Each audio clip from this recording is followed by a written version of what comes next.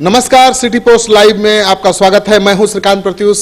राजनीतिक गलियारे से खबर है। अभी चुनावी माहौल है तो राजनीति से जुड़ी खबर आप चाहेंगे जानना तो बता दूं कि बीजेपी के तमाम वरीय नेता जो दिल्ली में बैठे हुए थे उम्मीदवारी तय कराने को लेकर पटना लौट चुके हैं और आज पटना बीजेपी दफ्तर में बीजेपी के सारे वरिष्ठ नेताओं की बैठक है और इस बैठक में तय होगा कि कौन चुनाव लड़ेगा, कौन चुनाव मैदान से बाहर होगा। आपको वैसे भी पता है कि 3 मंत्रियों की गर्दन पर तलवार लटक रही है। नवादा से गिरिराज सिंह हैं, उनकी सीट कहा जा रहा है कि एलजेपी के कोटे में जा चुकी है।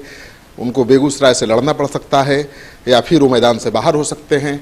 दूसरे मंत्री हैं आरके सिंह, आरा से सांसद हैं, उनकी सीट पर भी जेडीयू ने जबरदस्त दावा किया है और हो सकता है कि उनको अपनी सीट गंवानी पड़े। आरा सीट छोड़ने के बाद वो कहाँ जाएंगे, उनको सीट कौन सी मिलेगी भी या नहीं, अभी कुछ कह पाना बड़ा मुश्किल है।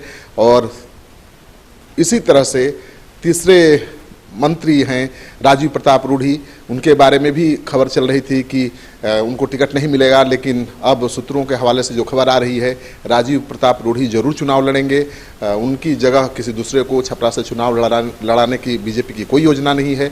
और वैसे भी छपरा में आरजेडी को हराना बहुत आसान काम नहीं है क्योंकि लालू यादव का वो गढ़ है और वहाँ पर राजीव प्रताप रूढ़ी ही आरजेडी या महागठबंधन के उम्मीदवार को हरा सकते हैं, ऐसी चर्चा है। लेकिन जैसा कि मैंने कहा कि रामकृपाल यादव के सर पर भी तलवार लटक रही थी, लेकिन अब जेडीयू ने साफ कर दिया है कि रामकृपाल यादव पटना साहिब से ही चुनाव लड़ेंगे। उनकी सीट पर पाटलिपुत्रा से ही चुनाव लड़ेंगे, उनकी सीट पर जेडीयू का कोई दावा नहीं है।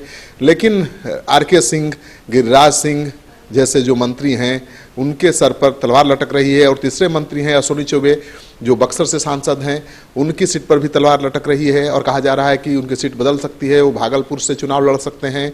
लेकिन अगर अश्विनी चौबे भागलपुर से चुनाव लड़ेंगे तो शाहनवाज हुसैन कहाँ जाएंगे? शाहनवाज हुसैन के बारे में कहा जा रहा था कि अररिया से उम्मीदवार हो सकते हैं बीजेपी के, क्योंकि अल्पसंख्यक बहुल इलाका है। लेकिन वहाँ भी बीजेपी के कदावर नेता दिलीप जायसवाल ने दावा ठोक दिया है और उन्होंने यहाँ तक कह दिया है कि शाहनवाज हुसैन अल्पसंख्यक होते हुए भी उतना वोट नहीं ला पाए जितना वो ला चुके हैं। यानी अल्पसंख्यक इलाके में भी शाहनवाज हुसैन से अपना ज़्यादा समर्थन होने का दावा उन्होंने कर दिया है। और सूत्रों के हवाले से खबर आ रही है कि दिलीप जायसवाल को टिकट मिल सकता है अररिया से। तो ये लेटेस्ट खबर है।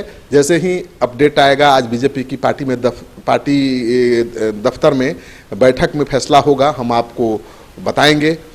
आपको ये खबर अच्छा लगे तो दोस्तों के साथ जरूर शेयर करिए। अगर आपने अब तक हमारा यूट्यूब चैनल सब्सक्राइब नहीं किया है तो कर लीजिए।